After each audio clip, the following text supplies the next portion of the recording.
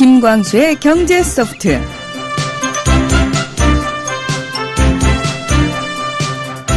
매주 목요일 여러분을 찾아오는 경제 이야기 시간입니다. 오늘도 변함없이 김광수 경제연구소의 김광수 소장님 그리고 길경식 연구이사 함께해 주고 계십니다. 안녕하십니까? 네, 안녕하세요. 네, 안녕하세요.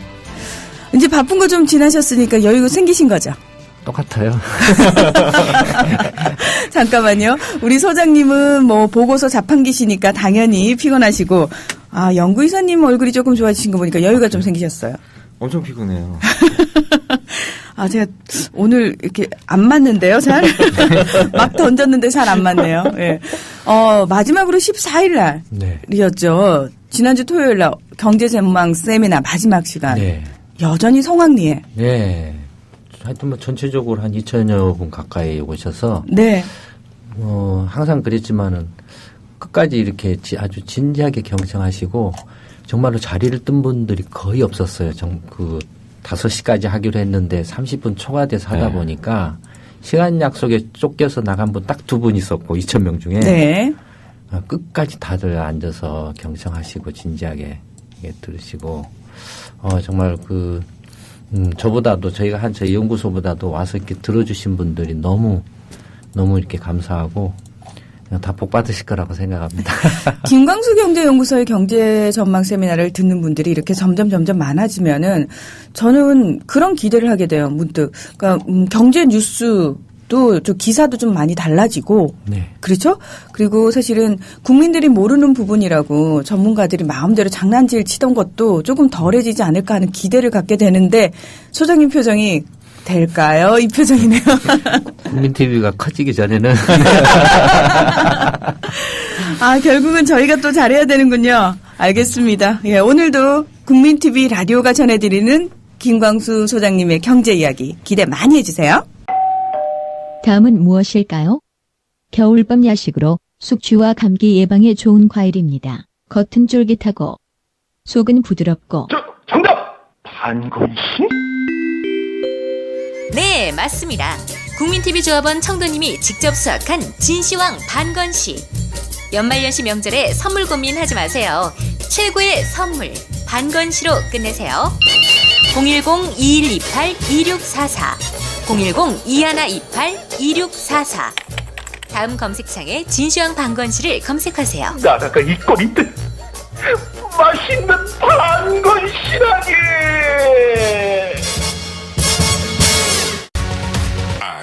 국민TV 라디오 청취자분들을 위한 대한민국 최고의 민간 싱크탱크 김광수 경제연구소의 특별 이벤트 12월 31일까지 경제시평의 1년 구독 회원이 되시면 부동산 보고서 6부를 보실 수 있는 3만 포인트를 적립해드립니다. 031-908-0172 검색창에 김광수 경제연구소를 검색하세요. 네, 여러분께서는 국민TV 라디오 김광수의 경제 소프트에 오셨습니다. 저희가 사실 처음에 경제 소프트를 시작할 때 도대체 어떤 식으로 해야지 이 경제 이야기를 좀 더 잘 전해드릴 수 있을까 고민 많이 하지 않았습니까? 두 분 저를 좀 보시라고요. 지금 뭐 보고 계신 겁니까? 준비하고 있습니다. 아니, 두 분 다 지금 저를 안 보시고, 예. 저 순간 되게 섭섭해서 삐칠 뻔했어요, 소장님. 괜찮아요. 재밌게 이야기해드리면 되죠. 예, 사실 처음에 막 저희 어떤 형식으로 꾸려야지 좀 더 많은 분들이 경제 이야기를 쉽게 좀 잘 들으실 수 있을까 고민을 했는데 어느 순간 이제 우리가 늘 접하는 경제 뉴스부터 좀 제대로 해석을 하는 게 낫지 않겠느냐. 라고 해서 저희가 경제 뉴스 나왔던 것들 전해드리고 그리고 이게 무엇을 의미하는지 연관해서 전해드리고 있는데요. 실제로 이제 많은 분들이 꽤 많이 도움이 되고 있다라는 말씀을 하시는 것 같아요. 아무래도 좀 익숙해지고 단어들도 익숙해지고요. 그리고 전체 흐름을 보는 눈도 아주 미약하지만 조금씩 생기고 있는 것 같습니다. 저는. 네. 예. 지금 저희가 하는 방식이 어떻게 보면 새로운 형태의 좀 혁신이죠. 네. 그러니까 뉴스와 어떻게 보면은 뭐라고 해야 되나 쇼? 네. 개념? 네. 이런 뉴스와 쇼적인 개념을 좀 이렇게 혼합시켜서 하는 형태이기 때문에 상당히 좀 새로운 형태죠. 해설이긴 하지만 그래서 그냥 뉴스만 그냥 탁탁 읽고 끝나는 게 아니고 그 뉴스에 대해서 이제 여러 가지 뭐 관련된 뭐 설명이라든지 해석이라든지. 그러니까 때로는 뭐 역사 이야기까지 가고 네. 뭐 세계 경제사 이야기까지 나오지 않습니까? 네. 예. 그러니까 흔히 이제 우리가 실패를 할 때요. 그래 내가 경제 공부 제대로 해볼 거야 이러면서 개론책부터 펴기 시작하면은 100% 안 됩니다. 100% 안 돼요. 아, 이상한데. 앞에 열심히 외우거든요. 요거는 꼭 알아야지. 거시경제, 뭐 미시경제, 용어들 막 알거든요. 근데 중요한 건 그 뒤를 못 넘어가잖아요. 마치 수학 정석에서 집합만 드립다 파는 것처럼. 예. 근데 말씀하신 것처럼 저희가 뉴스를 통해서 경제 이야기를 듣고 또 배우기 시작하니까 아, 조금 더 실생활에 와닿는 것 같은 느낌도 들고요. 네. 네. 자, 이번 한 주 또 어떤 경제 뉴스들이 우리 귀를 스쳐갔는지, 예, 꽂히지는 않았고요. 그냥 어려워서 스쳐갔는지. 하지만 또 소장님이 해설을 곁들여 주시면 저희 귀에 와서 꽂히겠죠. 자, 첫 번째로 이 미국 출구 전략 이야기 저희가 계속해서 하고 있습니다. 아마 이제 많은 분들은 아, 출구 전략 얘네들 올해 안에 할 수 있을까라는 생각부터 하실지도 몰라요. 예. 어떤 내용인가요? 미국에서 출구 전략 시행하기로 했다. 이런 내용이 나왔더라고요. 예, 일단 미국 FRB가 현행 월 850억 달러 규모의 양적 완화 규모를 내년 1월부터 750억 달러로 100억 달러 규모 축소하기로 했습니다. 반면에 기준금리는 초저금리 기조를 계속 유지하기로 했고요. FRB는 지난해 9월부터 매달 국채 450억 달러와 MBS 400억 달러 등 850억 달러어치를 사들이는 양적 완화 제3차 양적 완화 정책을 사용해 왔었습니다. 근데 이를 내년 1월서부터 각각 50억 달러씩 총 100억 달러를 축소하기로 한 것인데요. 벤 버냉키 연준 의장은 회의 직후에 기자회견에서 채권 매입 축소를 결정한 것은 경기 및 고용 상황이 개선되고 있다는 신호이며 미국 경제가 지속적인 개선세를 보인다면 채권 매입 규모를 점차 줄여나가겠다라고 밝혔습니다. 또 FRB는 이날 발표한 경제전망 보고서에서 내년도 GDP 성장률 전망치를 3.1%에서 3.2%로 소폭 상향 조정했고 실업률도 이전에 6.4%에서 6.8% 수준으로 잡았던 것을 6.3%에서 6.6% 수준으로 낮춰 잡았습니다. 버냉키 의장은 각종 데이터가 안 좋으면 한두 차례 회의에서는 양적 완화 축소를 건너뛸 수도 있고 상황이 더 나아지면 테이퍼링 속도를 더 빨리 할 수도 있다라고 설명을 했습니다. 네. 그냥 신용만 낸 거죠, 지금. 뭐 100억 달러 정도 이제 줄인 건데. 네. 신용만 낸 정도라고 이렇게 보여지고요. 이제 앞으로 조금 더 지켜봐야 되겠죠. 자, 이렇게 미국에서요. 사실 미국에서는 그냥 온갖 전 세계에 눈이 쏠려 있으니까 신용이라도 내야 되겠다라고 해서 사인을 이제 줬습니다. 네. 자, 시장에서는 이 작은 신용이지만 굉장히 크게 받아들일 수가 있거든요. 네. 예. 뭐 그런 면도 있죠. 뭐 지금 뭐 근데 어쨌든 뭐 그 미국 이제 주가 지수 다우지수 같은 경우를 보면 출구 전략을 안 하면 안 한다고 올라가고 하면은 한다고 또 올라가고 다 이제 이유 붙이기죠. 네. 이유 붙이기죠. 그런데 이제 결국에는 이제 시간이 지나면 그 펀더멘털이라는 게 있습니다. 그 펀더멘털에서 이제 이렇게 괴리가 커지면 또 한 번 또 휘청거리게 되죠. 네. 자, 그러면은 이제 왜 미국이 출구 전략을 시행하기로 했지만 신용만 낸 거기 때문에 미국에 수없이 많이 빠져나와 있어서 전 세계 이제 다른 나라에 투자되어 있던 돈들 그 돈들의 어떤 다시 회귀 속도는 뭐 아직은 이제 그 아직까지는 규모가 작기 때문에 다소 이제 뭐 지금 엔화가 약간 뭐 이제 그게 오르고 있고 그러니까 환율이 뭐 지금 104엔 달러당 104엔까지 좀 잠시 올랐다가 다시 좀 주춤하고 있고 눈치 보기 하고 있는 거죠 지금. 조금 더 이제 두고 봐야 되고 항상 연말 되면 이제 크리스마스 랠리라고 그래서 뭐 계속 지금 2010년, 11년, 12년 뭐 이렇게 올해는 조금 덜한 그런 이제 느낌이 드는데 연말 되면 항상 이제 뭐 내년 경제 좋아지네 낙관론이 팽배해가지고 주가가 계속 올랐죠. 주가도 오르고 뭐 이게 굉장히 업되는 그런 상황이었는데 올해도 역시 마찬가지 행태를 반복을 하고 있죠. 다만 이제 사실 출구 전략은 이미 이제 지난 5월 달에 사실상 시작했죠.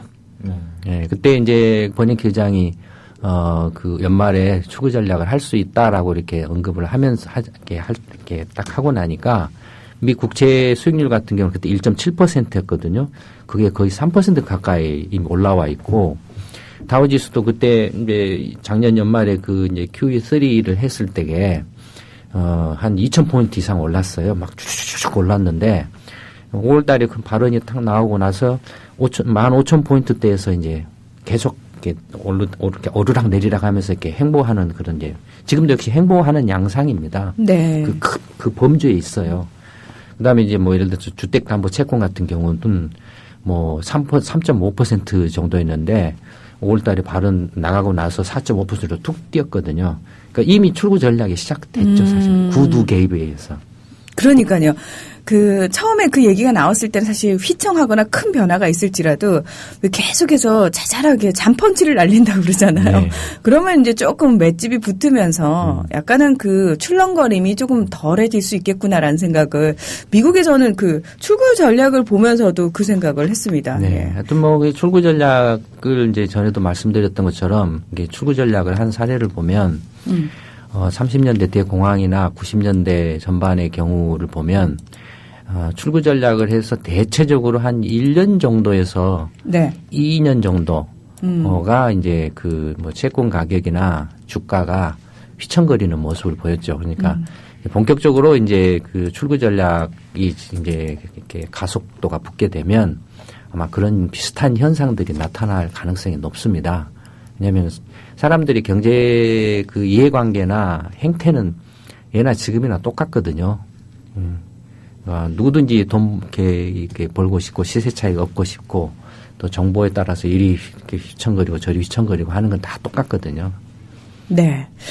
자, 이번에는 국내로 좀 눈을 돌려봐야 될 것 같은데요. 온 나라가 지금 민영화. 사실 민영화란 표현 쓰지 마라. 사유화가 맞는 거고 사용화가 맞는 거다. 이런 얘기도 참 많이 나오고 있고요. 난리가 나고 있습니다. 철도 민영화, 의료 민영화. 자, 우선 그 철도부터 살펴보겠습니다.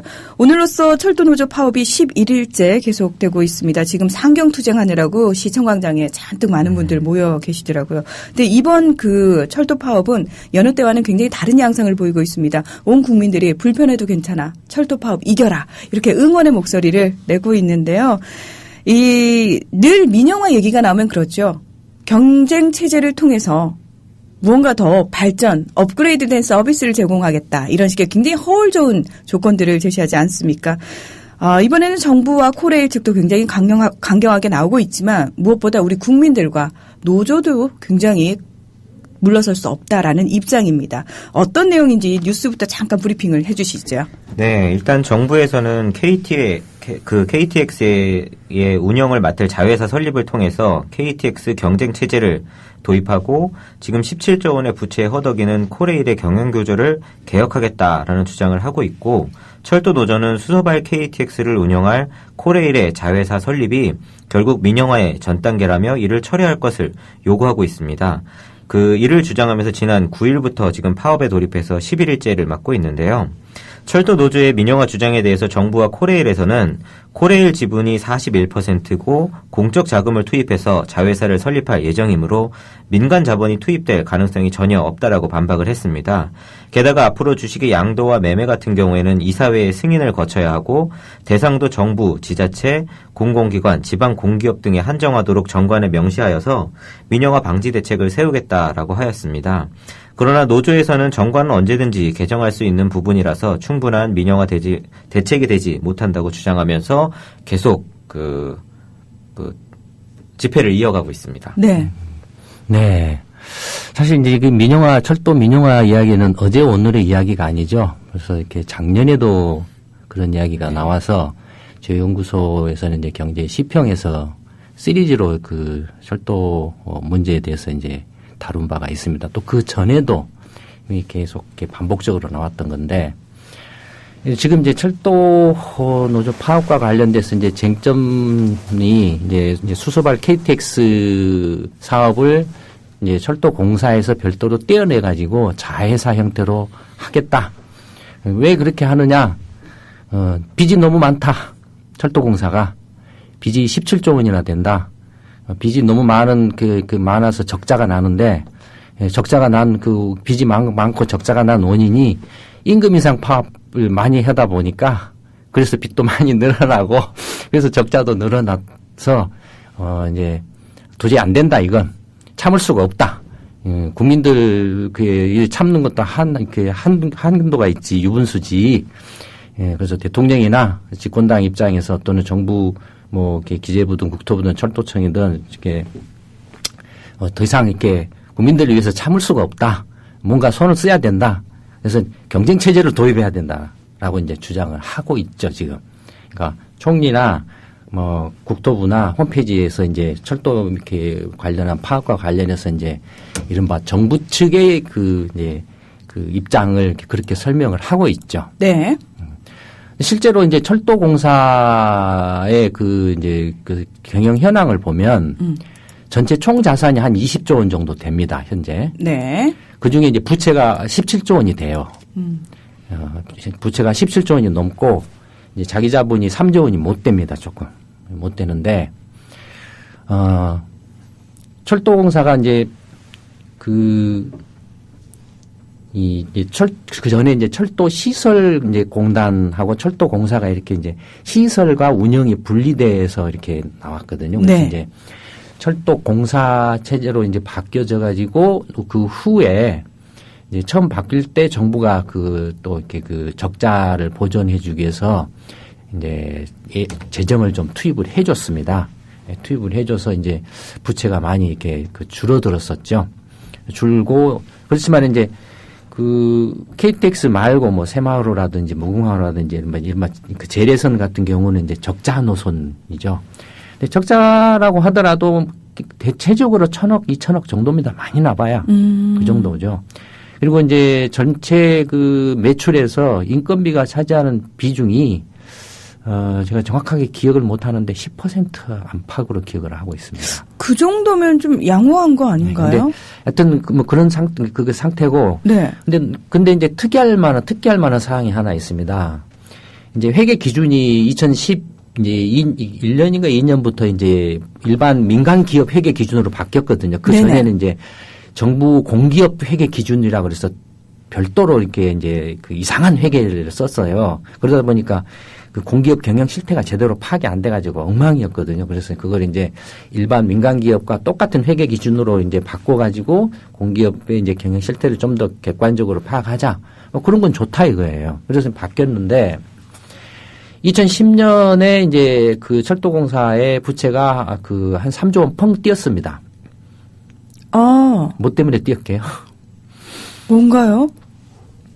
예, 인천공항 철도를 이제 인수를 했거든요. 그 적자 해가지고 이렇게 도저히 이제 파산 상태에 몰려서 그럼 그 인천공항 철도를 그 지경으로 만든 주범은 누구죠?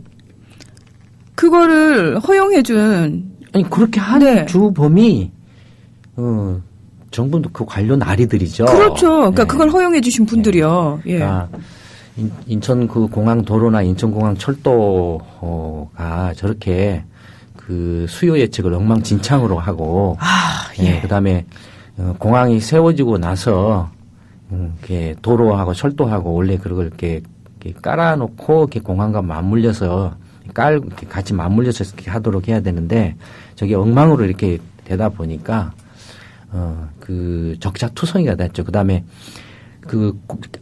예나 지금이나 변함이 없는 것이 하나 있습니다. 철도 시설 투자를 이렇게 하면 어마어마한 과다 투자를 해요. 그러니까 적정 가격을 초월하는 엄청나게 초월하는 과다 투자하고 부실 투자를 굉장히 합니다. 왜요? 왜겠습니까? 그걸 저한테 물어봅니까? 아니요, 지금 청취자분들도 어리둥절하실 것 같아요. 아니 뭐 그 건설사나 그러면 이렇게 그 뻔하죠. 그걸 꼭 말을 해야 이렇게 이렇게 아유, 콕 알아듣습니까? 찍어주셔야죠. 예.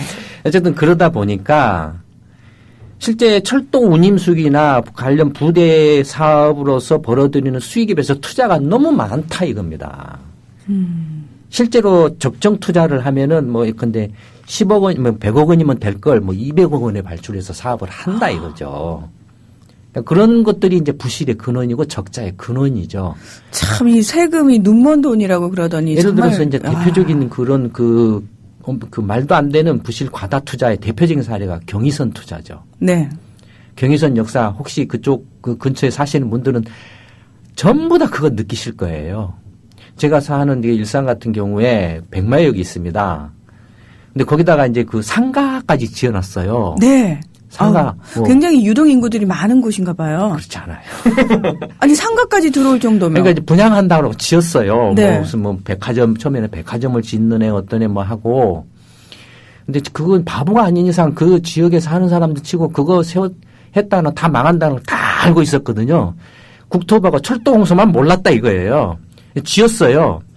하루에 출퇴근하면서 타시는 분들이 그 백마역에서 타시는 분들이 한 500명 많아야 1000명 정도 되나요? 1000명까지는 안 될 거예요. 아침에 그 출근 시간에 기차가 한 6, 7편, 10편 정도 다닌다라고 치면 백마역에서 타시는 분들 뭐 그 10편이라고 해도 한 편당 100명씩 타야 1000명이 타는 거니까. 그러니까 못 타거든요. 네. 1000명이 탄다고 그래도 뭐 하루에 1000명 타면 하루 운임 수입이 얼마 됩니까? 근데 그런 데다가 의리의리하게 역사를 지어놨어요. 뭐 마트 분양하네, 백화점 분양. 처음에 백화점 짓는다 그랬다가 이제 욕을 얻어먹으니까 이제 상가 분양인가 뭔가를 했어요. 지금도 비어 있어요. 하나도 안 들어와 있어요. 그런가 하면 저 바로 전에 곡산역이라고 있습니다. 거기는 정말로 타는 사람을 찾아보기가 힘들어요. 왜 그 역 있는지조차도 잘 모를 지경이에요. 거기도 멋있게 지어놨어요. 이러니 적자가 안 날 리가 없죠. 그 자꾸 제가 왜요? 라고 물어봐야 되는데 사실은 소장님한테 질문할 게 아니죠. 우리 국민들이 왜요? 이러고 정부를 향해서 계속 질문을 해야 되는 부분이죠. KTX 사업을 했다 이거예요. 그러면 철도 공사가 있고 철도 시설 공단이 있습니다. 네. 둘 다 자산 규모가 이렇게 20조 원씩에서 합치면 40조 원이 돼요. 근데 둘 다 또 부채가 17조 원씩이에요. 두 개 합치면 한 35조 원 돼요, 부채가. 그러니까 부채가 거의 부채 덩어리죠. 이렇게 부채 비율이 한 500%씩 됩니다. 그러면 철도시설공단은 왜 그렇게 빚이 엄청나냐? KTX 사업을 어떻게 했는지 한번 생각을 해보세요. 아마 다 아실 거예요, 국민들이. KTX 노선을 이렇게 공사를 이렇게 완공되기도 전에 KTX 차량을 프랑스에서 사다가 3년 동안 창고에 세워놨죠? 네. 그런 식이다 이겁니다. 근데 그것까지도 좋다 이거예요. 좋다 이겁니다. 철도공사의 코레일의 빚이 2011년에 한 1000억, 2000억 이 정도 했던가요? 아니면 그 언저리일 겁니다. 아니면은 흑자가 났을지도 모르겠어요. 제가 수치를 정확히 기억을 못 하는데 하여튼 그 언저리예요. 2012년에 느닷없이 적자가 2조 7천억, 8천억 가량 나버립니다. 작년에. 느닷없이 그냥 벙 뛰어버려요. 그 다음에 2013년 올해죠. 올 상반기만 5조 원의 적자가 나버렸습니다. 작년하고 올 상반기까지 해서 적자가 거의 7조 8천억? 그러니까 거의 8조 원의 적자가 나버렸어요. 이걸 지금 국토부가 자랑이라고 떠들고 있어요. 국민 여러분 보십시오. 철도공사가 작년하고 올해 이렇게 어마어마한 적자 냈습니다. 그러니 경영 합리화를 해야 되지 않겠습니까? 임금 인상 파업 아주 나쁜 짓입니다. 정말로 무책임한 것입니다. 그다음에 목이 맵니다. 목이 맵니다. 이걸 참아야 이걸 그냥 보고만 있다라면 이건 공무원으로서 직무유기입니다. 대통령도 뭐 그런 소리하고 총리도 그런 소리하고 기획재정부 장관도 그런 소리하고 국토부 장관도 그런 소리하고 뭐 철도청장이라는 사람도 막 그런 소리하고 작년에는 철도 민영화가 이렇게 나라 말아먹을 일입니다 했던 사람이 느닷없이 그냥 민영화 해야 됩니다 이런 식으로 민영화가 아니라 했던 뭐 자유사업 경쟁을 해야 됩니다 이렇게 주장을 한다 이거예요. 왜 작년하고 올해 이렇게 철도공사의 빚이 적자가 폭증을 했을까요? 그로 인해서 부채가 다 그 빚으로 전가된 거예요. 빚이 폭증을 해버렸어요. 작년하고 올해 또 빚이. 그러니까 그럴 만한 어떤 특이할 만한 사항이 발생을 했나요? 왜 그렇게 부채가 이렇게 적자가 폭증을 했을까 짐작이 안 가세요? 용산 역세권 개발 사업이 파업을 파산해버렸기 때문에 그렇습니다. 그럼 용산 역세권 개발 사업을 누가 했냐 이겁니다. 이명박 일당이 했잖아요. 네. 국토부가 했잖아요. 예, 거기 용산 주민들 서울시가 했잖아요. 짜고. 예, 죽여가면서 했던 거죠. 네. 예. 그러니까 그게 그 드림허브 그 프로젝트 금융이라고 이제 그 용산 그 역세권 개발 사업을 하는 그 이제 이른바 페이퍼 컴퍼니를 만들어 놨어요. 그것도 예전에 저희 연구소가 이제 경제 시평에서 다 이미 경고하고 지적하고 사기라는 걸 이렇게 계속 이야기를 했던 거거든요. 경제 시평 보셔야 되는데. 네. 그 경제 시평을 계속해서 꾸준히 보신 분들은 지금 저처럼 벙쪄가지고 왜요? 이런 질문을 안 하실 텐데. 예. 그러니까 그게 그 드림허브 파이낸스 그 프로젝트 그 금융이라는 게 부채가 8조 5천억입니다. 그게 파산을 해버리니까 그 부채를 모조리 철도공사가 이제 다 깨하는 거죠. 모조리. 네. 그러니까 거의 액수가 맞아요. 근데 제가 지금 예전에 그 드림허브나 이런 것들을 다 그 이제 그 시평에서 조사했는데 지금 이렇게 기억을 못 하는데 한 가지 이해가 안 되는 게 그 드림허브 그 프로젝트 사업의 출자자가 여럿이 있거든요. 네. 왜 철도공사가 그 전체 그 파산한 부채 8조 5천억의 부채를 거의 다 뒤집어 쓰다시피 했는지 그게 지금 이제 내일 이렇게 한번 연구소에서 이제 조사를 이렇게 할 예정이에요. 네. 지금 그 국토부가 홈페이지에 띄워놓은 게 철도공사가 이렇게 임금 막 계속 올리자는 투쟁을 해서 파업을 하고 그래서 국민들 발을 묶어가지고 볼모로 잡아서 물론 그런 면도 없잖아. 있습니다. 솔직하게. 있어요. 있지만, 철도공사만 그런 건 아니죠. 모든 공기업이 다 그랬어요. 지금 상황이 그래요. 유감스럽지만. 사실은 사실대로 이야기하고, 왜냐면 국민들 입장에서는 황당하거든요. 왜 신의 직장이라는 말이 나왔겠습니까? 그 이야기는 여기까지. 계속 그리가 안 되니까. 그러니까 국토해양부 홈페이지에 철도공사 파업과 관련해서 이렇게 정부의 입장이라고 이렇게 올려놓은 걸 보면 작년하고 올해 이렇게 철도공사 적자가 어마어마하게 늘었습니다.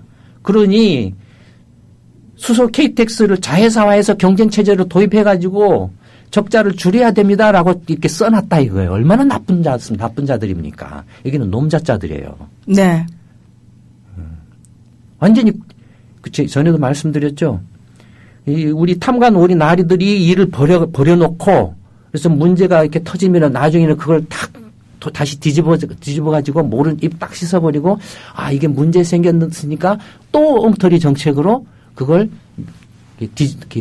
뒤엎으려고 한다 이겁니다. 그러니까 철도공사가 작년하고 올해 적자가 폭증하고 빚이 폭증한 이유가 그겁니다. 그러니까 철도시설공단도 마찬가지예요. 철도시설공단도 지금 이제 그 적자가 한 3, 4천억씩 나고 있거든요. 그러니까 문제는 오히려 이제 그 시설공단 쪽이 더 문제죠. 그게 이제 근원적인 지금 철도공사 적자의 지금 핵심이고 두 번째로 경쟁체제를 도입한다라고 해서 자회사를 세우겠다라는 거거든요. 네. 자회사를 세우는데 철도공사가 지분을 40%가 41%를 가지니까 최대 주주다 이거예요. 그다음에 지자체도 내고 국민연금도 내고 민간으로부터는 안 받는다 이거예요. 그 돈이면 왜 하냐 이거예요. 그러니까요. 굳이 왜요? 네. 그 돈이면 차라리 철도공사 안에 한 사업 부문으로 해서 하면 되지. 그다음에 제가 원래 경영대학을 이렇게 졸업을 했습니다. 네. 대학원도 경영대학원을 졸업을 했습니다. 그러니까 경영학 전공이에요, 원래가. 명색이 경영을 전공한 사람으로 자회사가 모회사가 경쟁한다는 소리는 들어본 적이 없습니다.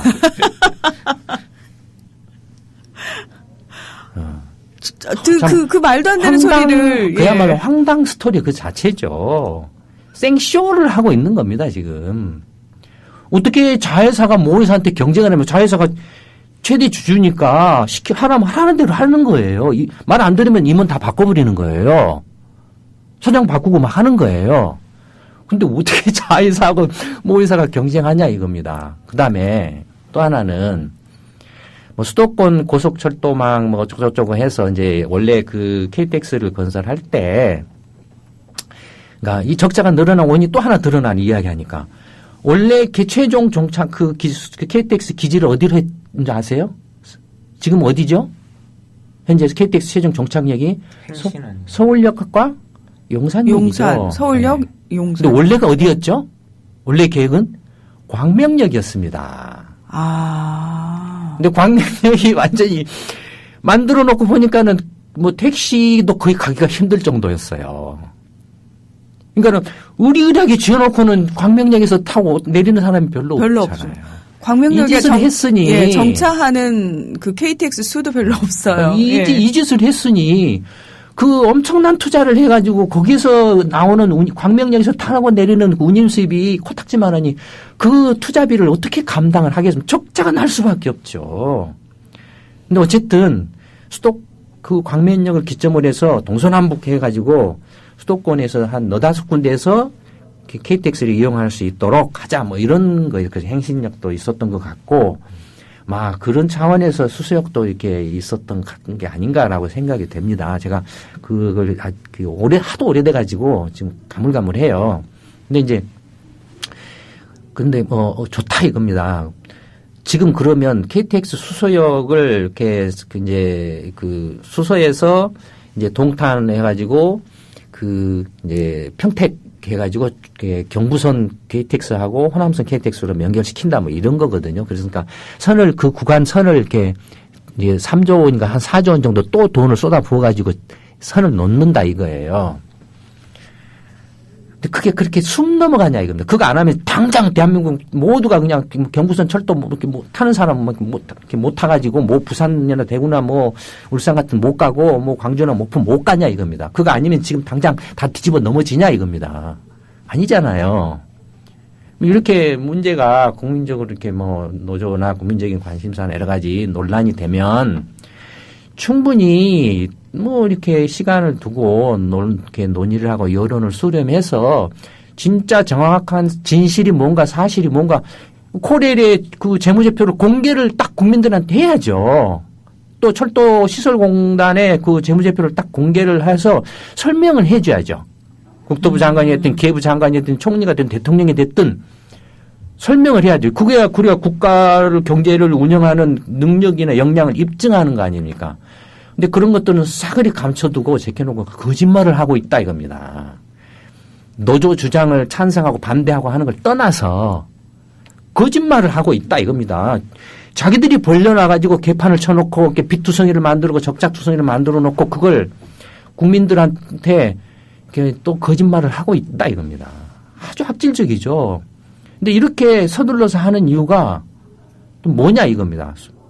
이런 상황. 지금 대통령 퇴진 요구가 나오는 상황에서 지금 결코 이게 지금 그 새누리당이나 박 대통령한테 유리한 게 아니거든요. 그런데도 불구하고 무리한 관계 지금 이렇게 수를 이렇게 계속 두는 이유가 뭐냐 이겁니다. 이건 저번에 유럽 가면서 프랑스에서 그 이야기를 했죠. 네. 그다음에 미국도 지금 그 이야기를 하고 있거든요. 예컨대 KT나 한전처럼 지분을 49%까지 공개를 해라. 그럼 지금 한전이나 KTX의 지분의 거의 대부분을 외국인 투자자들이 가지고 있거든요. 그래서 배당을 은행 이자보다도 높은 배당을 받아가고 있거든요. 그러니까 KTX도 그렇게 좀 오픈을 해라, 공개를 해라라고 이렇게 말한다는 그걸 가서 덥석 이렇게 했다라고 이렇게 보여진다라는 거죠. 대통령이 가서. 그러니까 한국에 지금 대통령이라는 사람들이 이명박 씨가 그 대통령 되자마자 가가지고 부시한테 쇠고기 내가 대통령 지 마음대로 하는 걸로 착각을 한다 이겁니다.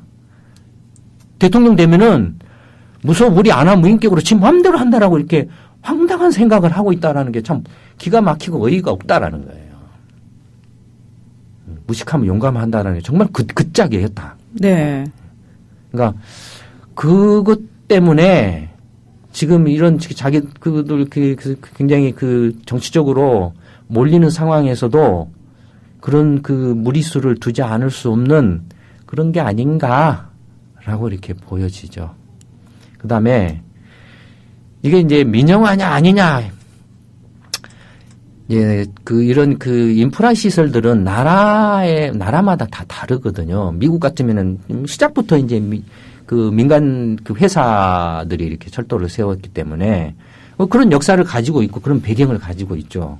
유럽 같은 경우는 또 반대의 그런 걸 가지고 있고 그래서 상당히 이제 국영이나 공영 이런 것들이 많고 일본도 이제 국철이었죠. 국철이었다가 80년대 말 90년대 이제 민영화를 했죠.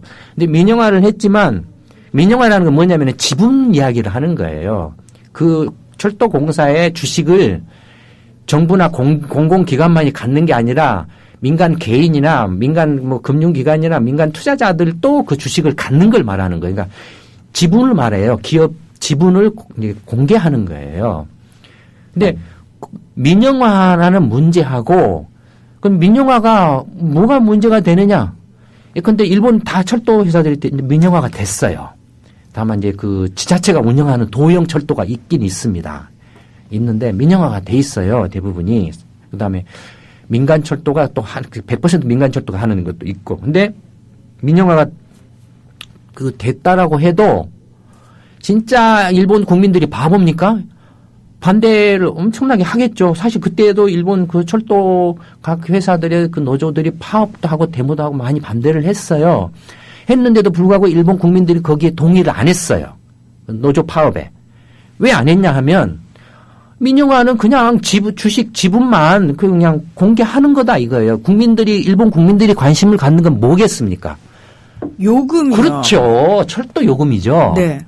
철도 요금만 안정되면 된다 이거예요. 그렇죠. 그러니까 일본 정부가 철도 요금을 제가 그때 80년대 후반에 유학을 갔을 때나 지금이나 요금이 거의 비슷해요. 그 정부가 요금이라는 부분에 있어서는 확실히 잘 묻고 있는 거군요. 그러니까 요금 허가제를 하죠.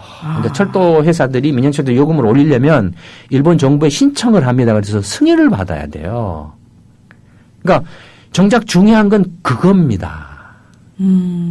공공요금에 그 국민들이 관심을 갖는 건 그 기관들의 또는 공기업들의 그 근로자들이 월급이나 연봉을 얼마 받느냐보다도 실제로 그걸로 그런 공공시설물에서 국민들이 받는 편익이 어떻게 되냐. 저렴한 비용으로 국민들의 공익이나 그 공공성을 극대화시키는 것을 원하는 거죠, 국민들이. 그런 것들은 다시 국민들의 세금으로 또 이렇게 이루어진 거니까. 어차피 시작할 때는 정부 재정이 투입돼서 출연금이나 이런 걸로 시작된 거니까 다 세금이거든요. 당연히 국민이 주인이니까 국민 입장에서는 최대한 저렴한 비용으로 최대한의 그 공공성이나 공익성을 이렇게 확보하려고 하는 거죠. 받는 건 당연하거든요. 그러니까 중요한 건 그거라는 겁니다. 핵심 포인트는. 그러니까 민영화냐 사용하냐 말도 안 되는 엉터리 소리가 지금 핵심이 아니라 요금이죠, 요금. 근데 뭐 자회사도 좋고 민영화도 좋다 이거예요. 할 수 있다 이거예요. 실제로 지금 한전이나 KT 그 주식 오픈했다 이걸. 그러면 통신요금이나 전기요금 어떻게 됐냐 이거죠. 계속 올랐잖아요. 네. 그래서 참다 못 해가지고 뒤집어지려고 그러니까 이제 그 통신요금 좀 내렸잖아요. 너무 폭리를 하니까. 그렇잖아요. 뭐 SK텔레콤이나 이런 것들이 이제 같이 이렇게 민간 그 통신사들이 이렇게 하니까 그런 상황이 똑같이 벌어질 가능성이 아주 높다 이거예요. 그건 이미 그런 상황이 벌어져 버렸기 때문에 가스 같은 건 마찬가지고 국민들 입장에서 보면 철도 민영화를 하느냐 안 하느냐가 중요한 게 아니라 정부 관료들과 대통령과 국회의원들을 못 믿는다 이거예요. 그렇죠. 그걸 못 믿기 때문에 공감을 안 한다 이거죠. 열받네.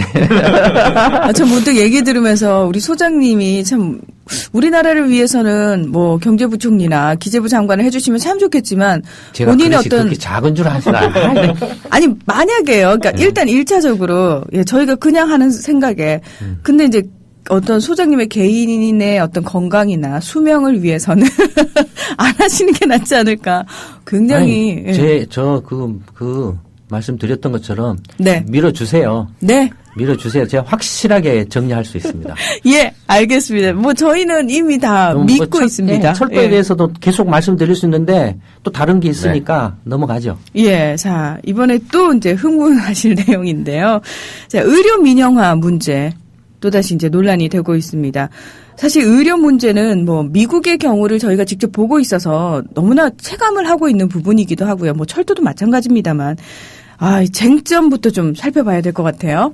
네, 일단 정부에서는 그동안 묶어두었던 규제를 완화하면서 이에 대한 반발로 의료 민영화 반대라는 이게 그 어떤 이슈가 계속 일어나고 있는데 네. 먼저 지난 10월 29일에 원격 의료를 도입하는 내용의 의료법 개정안을 입법 예고했었습니다. 그리고 지난 13일에는 제4차 투자 활성화 대책 중에 보건의료 분야의 구제 개선안으로 의료법인이 외부 자본을 투자받아서 자회사를 설립하고 환자 진료 외에 각종 영리 사업을 할 수 있도록 허용하겠다고 발표를 했습니다. 네. 이에 대해서 의료계에서는 원격 의료가 도입되게 되면 진료의 질이 떨어지고 동네 의원과 지방 병원이 무너져 적어도 5만 명 이상의 보건의료 분야 일자리가 없어질 수 있다라고 비판을 하고 있고 또 의료법인이 자회사를 설치할 수 있게 하는 것은 결국 영리법인의 전 단계에 불과하다고 주장을 하고 있습니다. 또 거기에다가 의협에서는 낮은 건강보험 수가 등 건강보험제도 개혁 이슈를 추가하여서 정부 정책에 지금 반대를 하고 있는 상황입니다. 의료계의 반발이 커지자 청와대와 복지부에서는 영리병원을 허용할 의사가 전혀 없으며 원격 의료의 경우에도 의료의 사각지대를 해결해서 의료의 공공성을 높이는 정책의 일부이다라고 해명을 했습니다. 그런데 또 반면 일부에서는 과도한 1인당 의료비 지출에 대해서는 정부나 의료계 모두 침묵하는 사이에 국민들의 부담만 점점 더 커지고 있다는 비판의 목소리도 있습니다. 네. 의료 문제도 이미 수도 없이 많이 이제 경제시평이나 제 연구소 보고서에서 다뤘는데 이제 이런 문제들도 역시 일반 국민들 입장에서 보면 그냥 이제 의료 보험료나 뭐 이런 정도나 관심을 갖는 게 이제 그 대부분이거든요. 그 위에는 잘 모르시거든요. 그러니까 저희들 입장에서야 우리가 진료를 받을 때 얼마만큼 그냥 저렴하게 또 좋은 그렇죠. 치료를 네. 받을 수 있느냐 이게 가장 관건이 되는 거죠. 네. 예. 이제 그런 정도인데 이제는 정말로 내가 안 당하고 살려면은 어쩔 수 없이 공부를 하셔야 돼요. 우리를 공부시킵니다. 이 정부들이 네. 정말. 예. 이건 뭐 이렇게 역대 어느 정권이든지 마찬가지입니다. 그러니까 참 불행한 거죠. 이걸 바꾸지 않고서는 사실 지금 대책이 없습니다. 이 의료 문제 관련해서 지금 박근혜 정부가 또 의료 문제를 들고 나왔는데 크게 이제 한 서너 가지로 이렇게 좀 이렇게 살펴볼 수 있을 것 같은데요. 첫 번째 이제 먼저 이렇게 나왔던 게 이제 그 원격 의료 진료 이야기가 먼저 나왔죠. 그렇죠. 근데 이런 것들이 다 뭐냐면 지금 이제 박근혜 정부가 출범해가지고 어떻게 이제 경제를 띄워보려고 이제 몸부림을 치고 있는데, 그 몸부림을 치는 그 이제 그 중에 하나가 투자를 좀 이렇게 늘리고 싶다 이거예요. 왜냐하면 이제 투자 늘리는데 건설 투자를 늘리는 게 확실하거든요. 덩치도 크고 뭐 눈먼 돈도 많고 그다음에 그냥 반짝하는 효과도 있고. 근데 그게 이제 안 되거든요. 왜냐하면 사람들이 이제 국민들이 뭐 아파트 그러니까 막 분양 뭐 무슨 도시 개발 뭐 하면은 옛날에 벌떼처럼 막 달라도 뭐 그냥 뭐 고무신 거꾸로 신고 막 이렇게 달라들고 난리가 났었거든요. 지금은 어떻습니까? 있는 것도 지금 못 팔아가지고 안달이잖아요. 그렇죠. 상황이 그렇게 바뀌어버렸거든요. 그러니까 아무리 띄우려고 생쇼를 해도 안 띄니까 그건 이제 투자할 어떤 방법이 없어요. 방법이. 그럼 결국에는 다른 쪽에서 이제 투자를 좀 이렇게 그 거리를 차지해야 되는데 그것 중에 하나가 이제 원격 진료 의료라고 보여집니다. 예, 이제 보건복지부인가 이름이 요새 또 정권마다 보건복지부입니다. 정권마다 이름이 바뀌어져 가지고 네. 국토해양부인지 국토교통부인지 그것도 헷갈려요. 어쨌든 그 보건복지부가 또 이렇게 홈페이지에 띄워놓은 걸 보면 이건 도소벽지에 또는 그 섬이나 이런 데 산간 오지에 사시는 노인분들 위해서 얼마나 그 보건소나 이렇게 의사들이 갈 수도 없고 가면 낭비냐. 그러니 원격 진료를 하면은 얼마나 좋겠냐 싶고 이건 재벌 대기업이나 큰 병원들을 위해 한 게 아니다.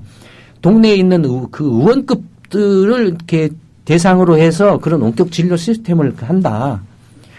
생각을 해 보십시오. 아까도 철도 경우에도 말씀드렸던 것처럼 모든 것이 투자 대비 수익이 얼마 되느냐, 효익이 얼마 되느냐가 굉장히 중요하거든요. 그렇죠.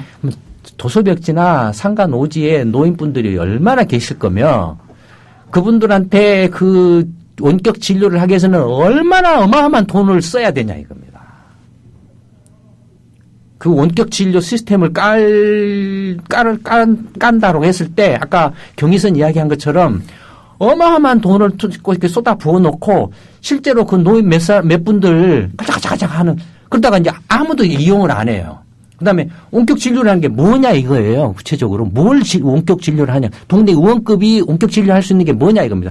예를 들어서 무슨 고가 첨단 장비를 그 노인 동네에 한 상간 오지 뭐 10km 이렇게 산골짜기로 들어가서 거기다가 뭐 10억짜리 장비를 놔두고 그 화면 보고 그 침대에 기계에 누워보세요. 그럼 기계가 어떻게 누워야 되는지 모르는 노인들한테 그런 걸 말하느냐 아니면은 그냥 무슨 이렇게 카메라를 깔아놓고 이렇게 보고 이렇게 말하는 그러면 전화로 이야기하지. 그러니까요. 아니면 PC 카메라 놓고 하지. 그걸로 하든지 지금 그것도 당장이 가능하거든요. 그다음에 보건소도 있고 다 순위 진료하거든요. 네. 결국에 원격 진료한다라는 것은 그 엄청난 고가 장비를 그냥 길거리에다가 쏟아 붓는 거죠. 사실 어르신들은 주변에 보면 알겠지만 그냥 소소하게 매일매일 가서 이렇게 물리치료 받는 게 제일 효과적이고 그걸 제일 좋아하시는 분들이거든요. 네. 무슨 큰 병이 있어서 그렇죠. 예, 뭐 이렇게 네. 하실 필요가 없거든요. 네. 그러니까 생쇼하는 또 이렇게 그 이제 일막이죠. 두 번째는 이제 법인병원에 이제 그 영리사업 허용, 이제 자회사를 세워서 영리사업을 허용하는 것. 그 다음에 세 번째가 이제 법인약국 설립 허용. 네. 이거죠. 근데 이제 병원 하면은 이제 막 헷갈리죠. 일반 분들이 보시기에는. 병원 하면 헷갈리는데 그 예를 들어서 이제 동네에 있는 일반 병원들은 뭐 하고 갔냐면 어떻게 생각하시면 되냐면 내가 커피숍을 하나 연다. 그렇게 생각하시면 됩니다. 커피숍이나 아니면 식당이나 이런 가게를 하나 연다라고 그거와 똑같아요. 그게 의원이에요. 네. 그다음에 법인 병원 하면은 예를 들어서 이제 뭐 이렇게 뭐 녹십자 재단이라든지 아니면은 뭐 내과, 외과, 안과, 뭐 소아과 이런 그 병원들이 몇 개가 건물 하나로 왕창 이렇게 합쳐가지고 그 재단 이렇게 기업 주식회사처럼 네. 만든 게 그게 이제 법인병원이거든요. 그러니까 말하자면 법인병원은 그냥 주식회사 정도라고 생각하시면 됩니다. 주식회사 병원 정도라고 생각하시면 됩니다. 그러니까 이제 그런 법인병원들이 있는데 전체 그런데 병원 그 숫자를 보면은 이제 병원하고 약국 숫자를 보면은 한 8만 한 3천 개 정도 있어요. 8만 5천 개가 3천 개가 있는데 약국 수가 한 2만 2천 개 있고 그다음에 병원 수가 한 6만 3천 개 있습니다. 그중에 법인 병원 수가 한 3천 개 가량 있어요. 그러니까 전체 병원의 5%도 안 돼요. 근데 문제는 이제 이 법인급에 속하는 병원들이 다 대형 병원들이에요. 네.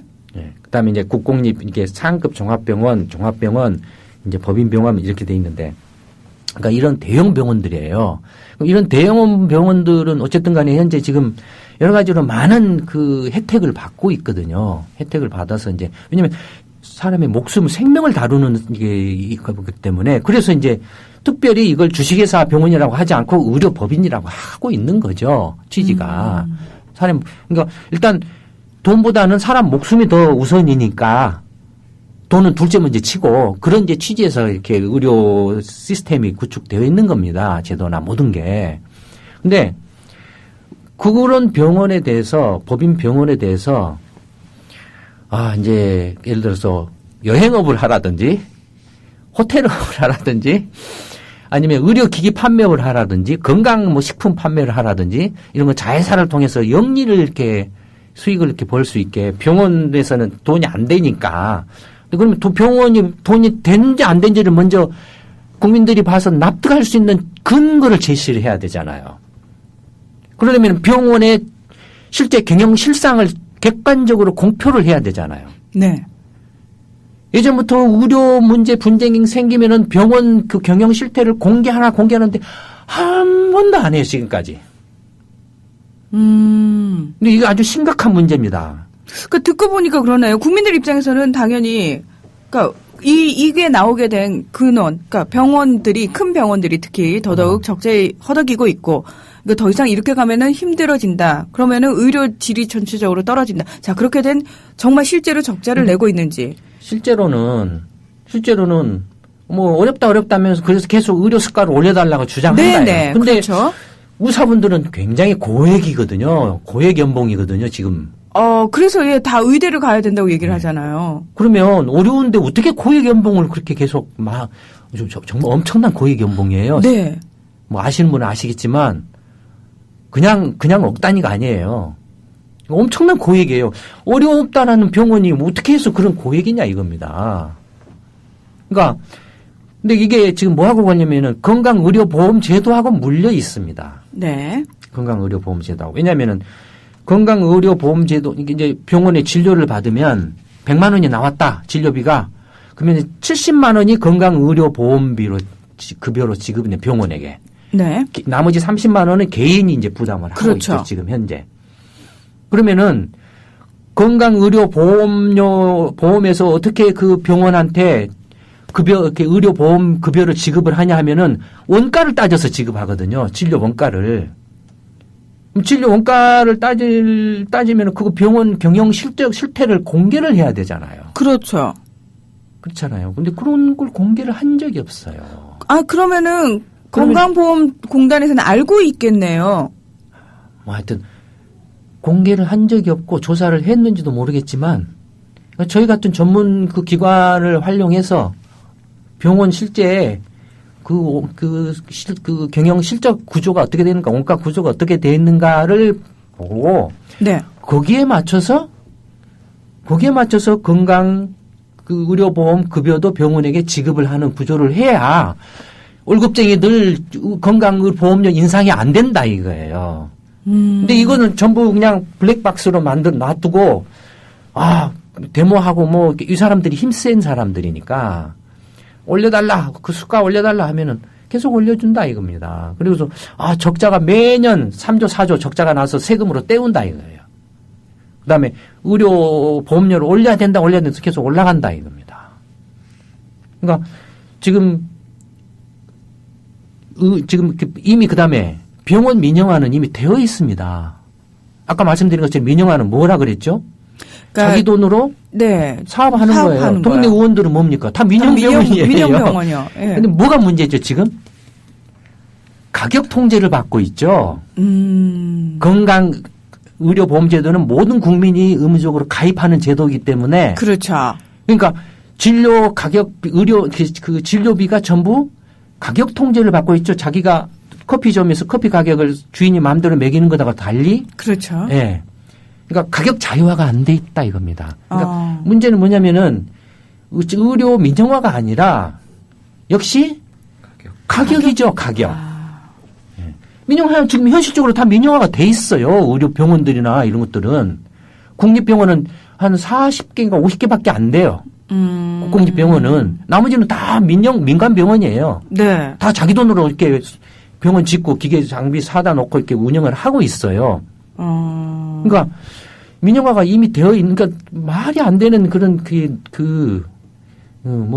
그다음에 또 하나 이제 시간이 거의 다 돼간 법인 약국 이야기인데 약국이 22,000개 정도 있습니다. 근데 이게 한 FTA하고 거슬러 올라갑니다. 유감스럽게도 노무현 정부 때 이걸 합의를 했어요. 그때도 이제 미국 자본이 들어와서 병원이나 약국이나 이런 걸 막 이렇게 다 장악을 한다. 그래서 그때 한미 FTA 합의문에 뭐라고 써놨냐면 법인 약국은 한국은 이렇게 안 한다라고 이렇게 또 그 약사들한테 그렇게 공언을 했습니다. 그때. 그래서 한미 FTA 합의문에도 한국은 이렇게 법인 약국을 허용하지 않고 그래서 그냥 약사는 약국을 하나만 하고 체인 같은 것도 이렇게 안 되게 돼 있어요. 네네.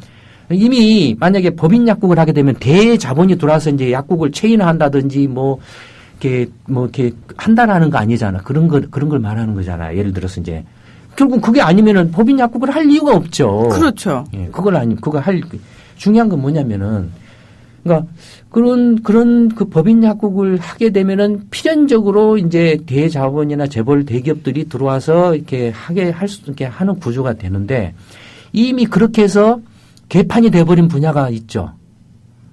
어떤 분야입니까? 지금 자영업종이 그렇게 돼버렸잖아요. 네. 대형 마트점이나 뭐가 이렇게 들어오고 체인점이나 뭐 이렇게 그 프랜차이즈가 들어와가지고 그냥 난장판이 돼버렸잖아요. 뒤늦게 그걸 어떻게 해보려고 뭐 마트들 한 달에 2번 휴원 추점하고 뭐 하는데 그게 됩니까? 이미 엎어져버린 그 깨져버린 그릇을 어떻게 다시 주워서 붙입니까? 중요한 건 이런 그 약국들을 어떻게 그 네트워크화를 시켜서 전체적으로 전국적으로 효율적인 의료 또는 의학 그 진료 네트워크 서비스 체제를 가장 그 효율적이고 비용 저렴하게 그 비용으로서 이렇게 효율적으로 운영할 수 있는 그런 시스템 소프트웨어를 구축해 가느냐가 중요하지. 뭐 큰 병원 만들고 작은 병원 만들고 그게 무슨 대수입니까? 진짜 미국 같은 경우는 병원을 안 가져요. 전문의가 그냥 시설에 있는 병원 가서 자기 환자 데리고 가서 진료를 하고 수술을 하고 하지 않습니까? 얼마나 그런 것은 상당히 효율적이죠. 굳이 그냥 경쟁적으로 동네 병원이 고가 장비를 어마어마하게 고가 장비 많이 가지고 있어요. 한국 병원들이. 많이 가지고 있는데 그러면 원가만 높아지죠. 네. 그러니까 그럴 필요가 뭐가 있냐 이겁니다. 고가 장비 설비를 이렇게 공용할 수 있는 시스템을 만들면은 다 그 투자 부담도 줄어들고 그걸 공통으로 활용하니까 효율성도 높아지고 상대적으로 비용도 저렴해진다. 그런 소프트웨어적인 시스템을 구축하는 게 더 중요하지. 근데 개인적으로 뭐 또 다른 게 있는데 마지막으로 좀 이제 하나만 더. 왜 지금 박근혜 정부가 지금 박근혜 대통령이 퇴진 압력을 받고 있는데 지금 의사협회든 약사협회든 난리잖아요. 네. 적을 양산을 해내는 정책을 지금 하고 있는 거예요, 지금. 그러게요. 이건 뭘 의미를 할까 생각해보면 벌써 지금, 우왕좌왕하고 있지 않느냐, 혼란에 빠져 있지 않느냐라고도 이렇게 느껴집니다. 그런가 하면은 또 우왕좌왕하고 혼란에 빠져 있다라는 건 지금 이미 통제력을 잃어버린 게 아니냐. 아, 이 정권이 이미. 네. 상황 판단을 지금 제대로 지금 할 능력 자체가 지금 그 능력 자체를 잃어버린 게 아니냐. 그렇게도 보여집니다. 네, 오늘 철도 민영화, 의료 민영화에 대해서 좀 제대로 짚어보는 시간이었습니다. 김광수 소장님, 길경식 연구이사님, 오늘 고맙습니다. 네, 감사합니다. 감사합니다.